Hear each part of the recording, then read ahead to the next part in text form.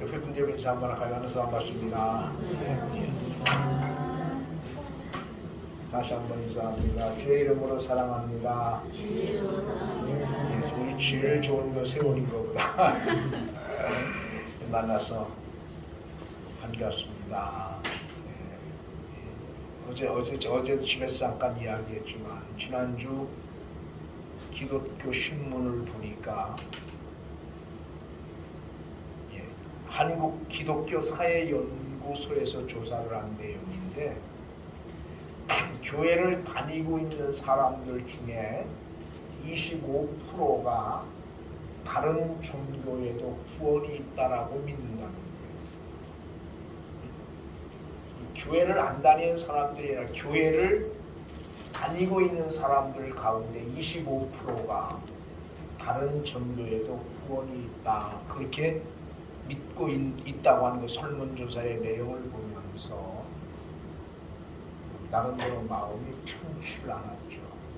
왜 그럼 그런 현상이 일어날까? 가만히 생각을 해보니까 교회 종교화합 일치운동이라고 하는 이름으로 천주교 신부님도 절의 스님도 또 원불교도 그렇고 기독교도 다 한자리에 모여서 하나 되는, 물론 하나 된다고 하는 모습은 참 좋지만 그런 것들이 성경에서 입에되어지고 있는, 그리고 성경은 다른 종교에는 구원이 없다. 예수 그리스도 외에는 구원이 없다고 이야기해요. 굳이 우리가 제가 그 설문조사를 내용을 읽으면서 굳이 다른 종교에도 구원이 있다면 굳이 예수를 믿어야 될 필요가 있을까? 그런 생각을 한 거예요. 만약 정말 다른 종교에도 구원이 있다면 굳이 예수를 믿을 이유는 없다는 거예요. 물론 우리가 볼 때 굳이 교회를 다녀야 될 이유는 없다.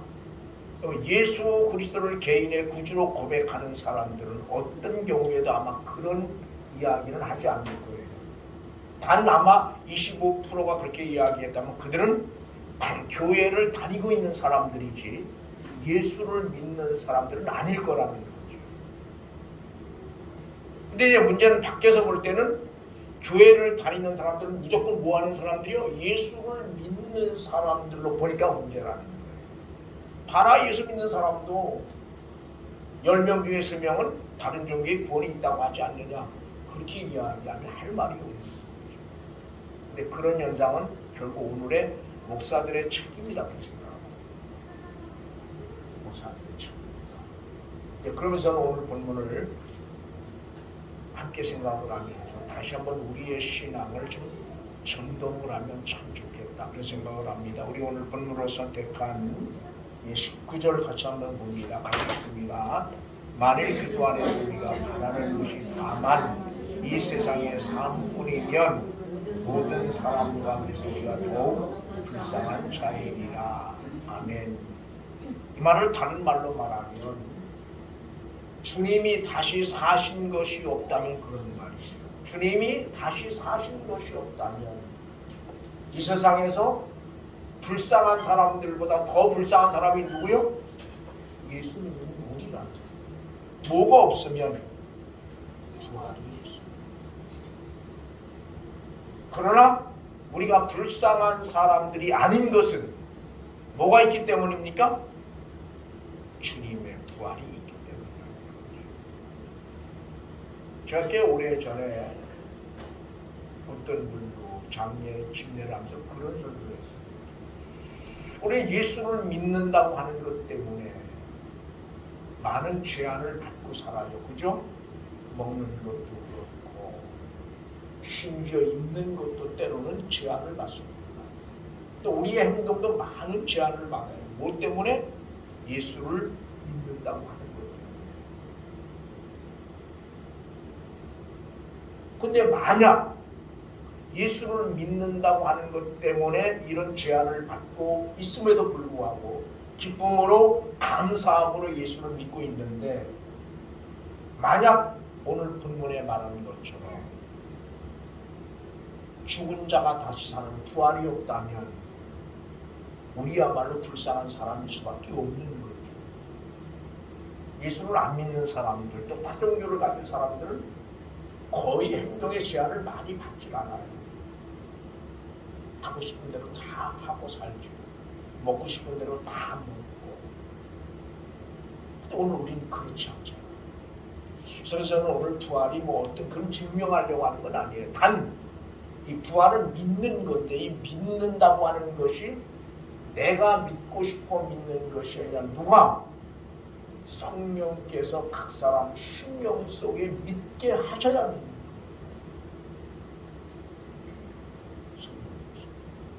특별히 고린도전서 15장을 부활장이라고 해요. 그 말은 1절부터 마지막 절까지가 부활에 대한 말씀으로 가득 차 있기 때문에 고린도전서 15장을 부활장이라고 말하는데, 이제 문제는 특별히 이 부활에 대한 사실을 믿는 사람, 안 믿는 사람들이 오늘 이 시대만 있는 것이 아니라 그 시대도 많이 있었다고 하는 거예요. 그 시대도. 오늘 본문에 보면 12절 13절 같이 봅니다. 그리스도께서 죽은 자 가운데서 다시 살아나셨다 전파되었고 너희 중에 어떤 사람들은 어찌하여 죽은 자 가운데서 부활이 없다 하느냐. 만일 죽은 자의 부활이 없으면 그리스도도 다시 살아나지 못하셨으리라. 그렇게 말해요. 지금 시대만 부활을 부정하는 사람이 있는 것이야. 그 시대도 부활을 부정하는 사람이 있었다는 거예요. 그럼 부활을 부정하면서 잘 돼요. 부활을 믿지 않으면서도 교회 생활을 하는 사람들은 오늘 바울 사도의 고백을 빌리면 어떤 사람들이에요?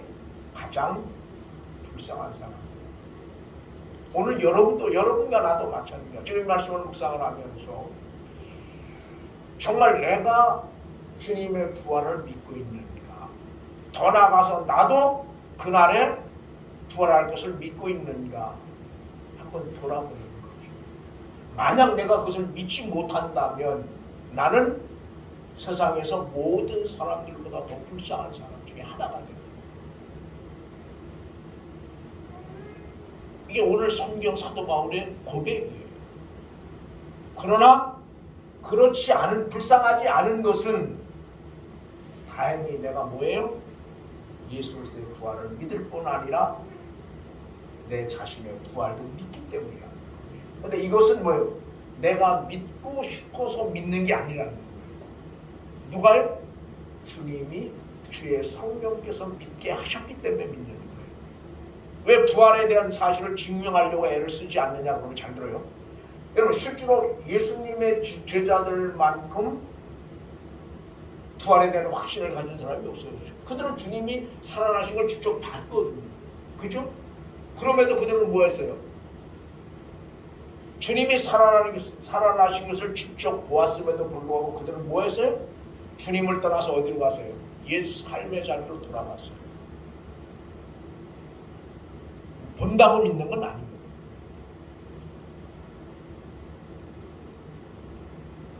그보다 더 확실한 게 없습니다. 부활하신 주님을 직접 본 제자들보다 더 확실한 사람들이 어딨어요. 근데 그들도 역시 뭐예요? 그 사실을 제대로 받아들이지 못하고 옛 삶의 자리로 돌아갔어요. 그래서 주님이 다시 가서 그들을 부르죠. 그리고 그들이 부활을 확신하게 된, 부활을 믿고 예수님의 부활의 신앙을 증거하면서 자기의 생명을 주님을 위해서 내어놓을 수 있었던 동기가 뭐예요? 오순절 성령 충만. 그러니까 이 말은 다시 말하면 누구든 성령께서 믿게 하시지 않으면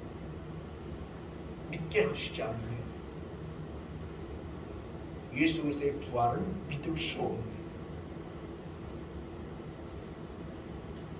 여러분, 저들이 성령을 받고 가장 먼저 한 일이 뭐예요? 다시 살아나신 주님에 대한 증거거든요. 그럼 결국 성령 충만, 성령 충만한 사람들이 뭘 해야 돼요? 자신의 삶을 통해서 다시 사신 주님을 증거할 수 있어야. 뭘 통해서? 삶을 통해서. 좀 삶이 어떻게 살아야 부활하신 주님을 증거할 수 있는가? 바로 오늘 19절 말씀이에요. 19절 말씀. 다만 그리스도에서 만일 그리스도는 우리가 바라는 것이 다만 이 세상의 삶뿐이면 그렇게 말해요. 그럼 이 말을 다른 말로 말하면 무슨 말입니까? 오늘 우리의 삶은 결국 이 세상의 삶으로 끝나는 것이 아니라는 거예요. 뭐가 있다는 말이에요? 하나님 나라를 이야기합니다. 그러니까 적어도 언제도 말씀드렸지만 성령의 충만함을 받은 사람들, 예수 그리스도의 부활을 믿는 사람들은 자신의 삶을 어떻게 살아야 되는 겁니까?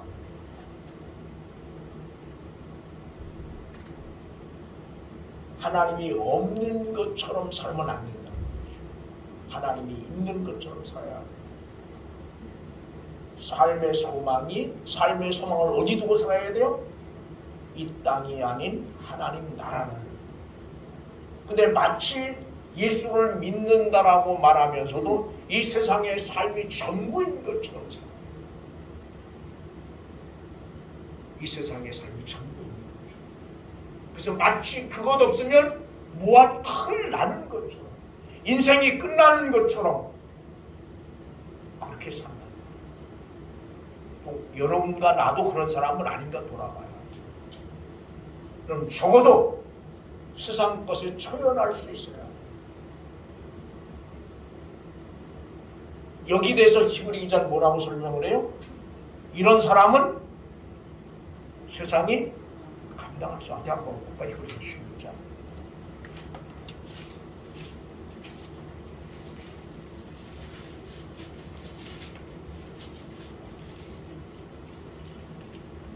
(38절) 같이 봅니다. 38절입니다. 히브리서 11장 38절. 이런 사람은 세상이 감당하지 못하느니라.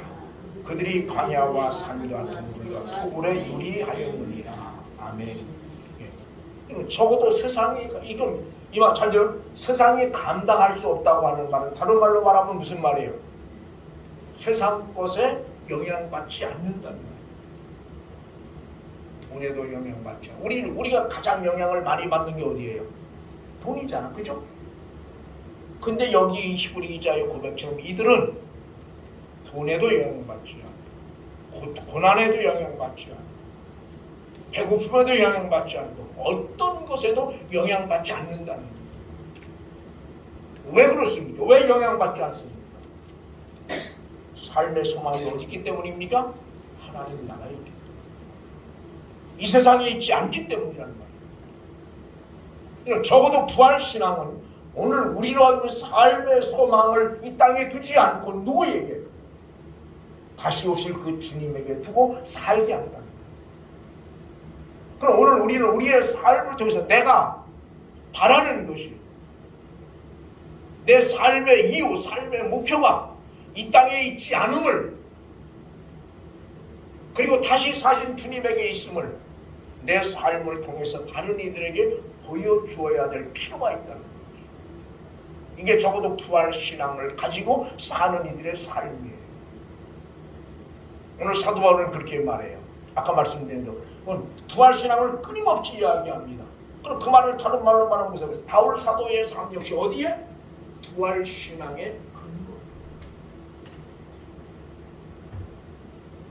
근데 수많은 그리스도인들이, 수많은 교인들이 부활신앙만을 예외로 해요. 부활신앙. 다른 건 다 그런 대로 인정을 해요. 그런데 뭘 못 믿어요? 부활신앙. 지금 그거 그렇지 않냐? 말도 안 돼. 생각해봐라. 어떻게 죽은 사람이 말이야. 응?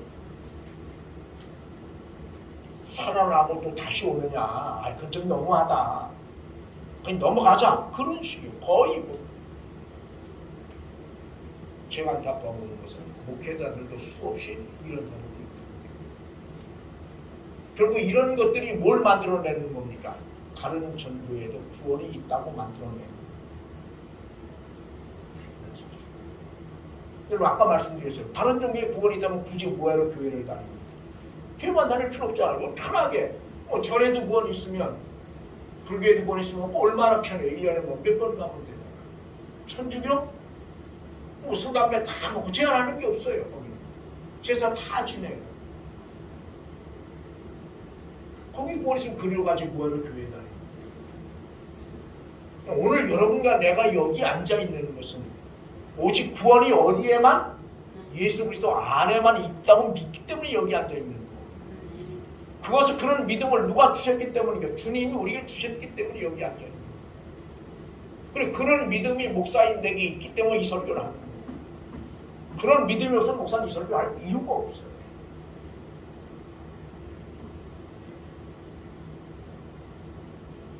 저 시간 다시 한번 우리가 우리의 신앙을 좀 점검을 해보면 참 좋겠다. 나는 과연 예수님의 부활을 믿고 있는가?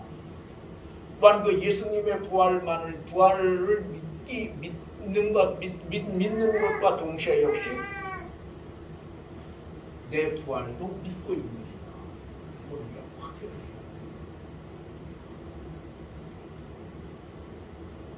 왜? 이게 심각한 문제거든요. 이거 뭐 믿어도 되고 믿지 않아도 되고 그런 상황이 아니에요. 이걸 못 믿으면, 이게 믿어지지 않으면, 믿어지지 않는다고 표현해야 돼요. 믿어지지 않으면 우리는 가장 불쌍한 사람들이 되기 때문에, 가장 불쌍한 사람일 수밖에 없기 때문에. 이게 정말 믿어지지 않으면 우린 이런 나를 이 시간에도 하나님 앞에 내가 믿고 싶습니다. 믿기를 원합니다. 근데 믿어지지 않습니다. 내게 뭐예요? 믿을 수 있는 은혜를 주십시오. 내게 믿을 수 있는 은혜를 주십시오. 그러니까 믿어지지 않는 게 교회가 나오지 말아라 그런 말이 아니에요. 믿어지지 않으면 믿고는 싶어요. 그죠? 믿고 싶어. 머리는 인정을 해요. 근데 마음으로 믿어지질 않아. 그럼 그런 나를 내려놓고 누가 믿음을 성령께서 하셔야 되는 거니까. 이건 목사가 주는 것도 아니에요. 오직 성령 하나님께서만 주시는 거니까 성령 하나님께 은혜를 구해요. 하나님 내가 믿고 싶은데 믿어지지 않습니다. 내게 믿음을 주십시오. 그래서 다음에 부활 주일에는 정말 그 부활의 기쁨을 가지고 부활의 감격을 가지고 하나님 앞에 설 수 있게 해주십시오. 여러분 죽은 자를 살리신 그분의 능력이 잘 돼요. 죽은 자를 살리시는 그분의 능력이 오늘 여러분과 내 삶 속에 함께한다면 우리는 어떤 환경, 어떤 상황 속에서도 뭐예요? 감사할 수 있고 찬양할 수 있는. 죽음 앞에 우리가 찬양할 수 있는 이유가 뭡니까? 죽음 앞에 감사할 수 있는 이유가 뭐예요? 죽음 앞에 기뻐할 수 있는 이유가 뭡니까? 뭘 믿기 때문입니까? 부활 신앙을 믿기 때문입니다.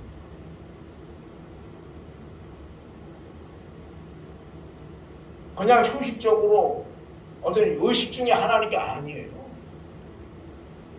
제가 이제 지난주에 장례에 참석한 분들을 기억하고 우리 고유진 집사님, 부친의 우리 고목사님께서 각자서 하나님의 부름을 받아서 장례를 집례하면서 매 시간 그런 이야기를 했어요. 적어도 하나님 나라가 없다면, 하나님 나라를 믿을 수 없다면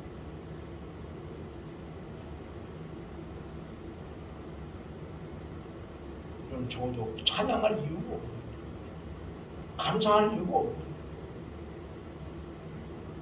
그러나 우리가 찬송할 수 있는 것, 감사할 수 있는 것, 기뻐할 수 있는 건 뭐예요? 부활 신앙을 가지고 있기 때문에. 주님 오시는 그날, 오늘 그래서 성경은 잔다고 말해요. 어떤 형태로 부활이 되고 우리 모두가 다시 신령한 정체로 새 몸을 힘입고 주 앞에 설 수 있기 때문임을 기억하시고 이 시간 다시 한번 우리의 신앙을 좀 새롭게 하면 참 좋겠다 그런 생각을 해봅니다. 그래서 여러분 부활의 역사,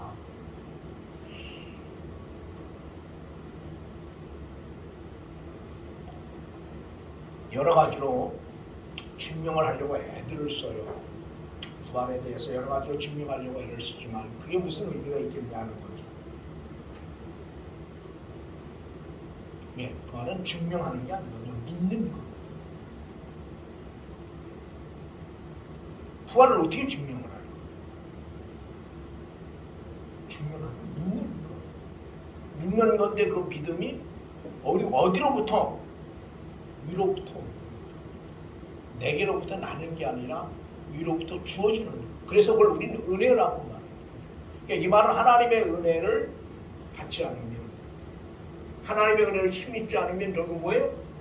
교회를 수십 년을 다녀도 부활의 신앙은 같이 지식은 있겠죠. 머리로는 알겠지만 마음으로 믿어지지 않아요. 그럼 마음으로 믿어지지 않으면 뭐예요? 진정한 기쁨이나 감격은 없어요.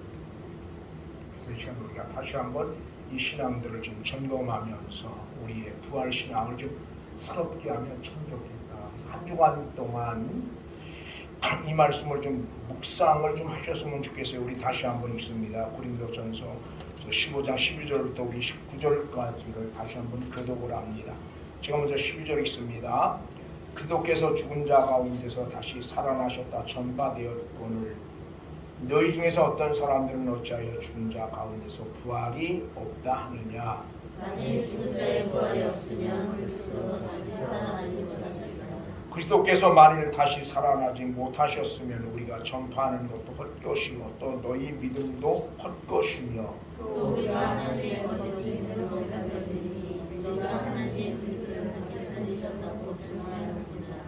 만일 죽은 자가 다시 살아나는 일이 없으면 하나님의 그리스도를 다시 살리지 아니하셨으나 만일 죽은 자가 다시 살아나는 일이 없으면 그리스도도 다시 살아나신 일이 없었을 터이요. 그리스도께서 다시 살아나신 일이 없으면 너희 믿음도 헛되고 너희가 여전히 인생의 가운데 있을 것이고 또한 그리스도 안에서 잠자는 자도 망하였으리니 만일 그리스도 안에서 우리가 말하는 것이 단단한 이 세상의 삶입니다. 모든 사람 가운데 우리가 더 상하였으리까. 아멘. 이 한 주간 동안 이 말씀을 좀 깊이 묵상을 하셨으면 좋겠어요. 그리고 이 말씀 앞에 여러분의 신앙을 좀 비추어 봤으면 참 좋겠다. 그리고 아까 말씀드린 대로 아직도 부활 신앙에 대한 확신이 부족하면 그런 나를 하나님의 말씀 앞에 내려놓을 수 있는 그런 시간 주간 될 수 있기를 주의 이름으로 부탁을 드립니다. 기도하시겠습니다. 좋으신 하나님 감사합니다. 찬양합니다. 부활절 이 아침 다시 한번 우리의 신앙을 점검합니다.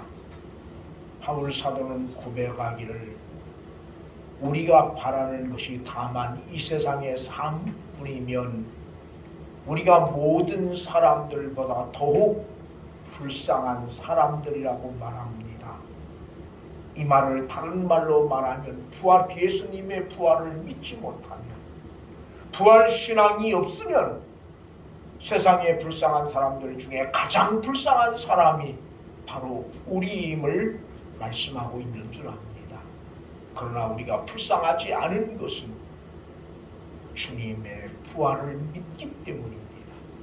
이 시간 다시 한번 우리의 신앙을 점검하고 아직도 부활 신앙이 부족하다면 그런 자신을 주 앞에 내려놓을 수 있기를 원합니다.